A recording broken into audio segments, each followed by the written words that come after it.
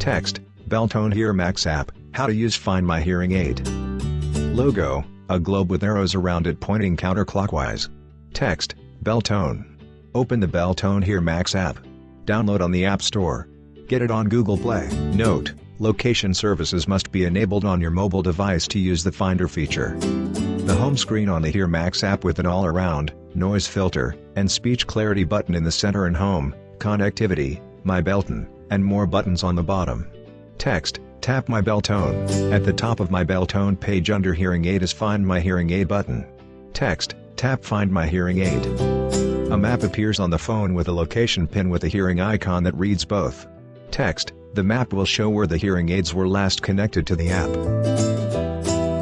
Text, tap the hearing aid icon to see the address and time they were last connected. A finger appears over the hearing aid icon in the center. Text on phone, last seen 5 minutes ago. Text, you can switch between map and satellite views. A finger appears over the satellite button at the top of the phone screen and the view switches to satellite. The finger appears over the map view and it switches back to the map. Text, if the app detects the hearing aids nearby, it will show you if you are getting closer or farther away from your hearing aids.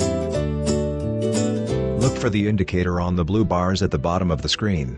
Hearing aids must be on to use this feature.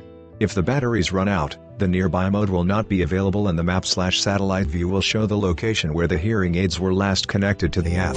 A box appears around the two blue bars at the bottom of the phone screen labeled left and right. Logo, Beltone. Learn more at www.beltone.com. Copyright and trademarks for GN Hearing Care Corporation, Apple, and Google Play.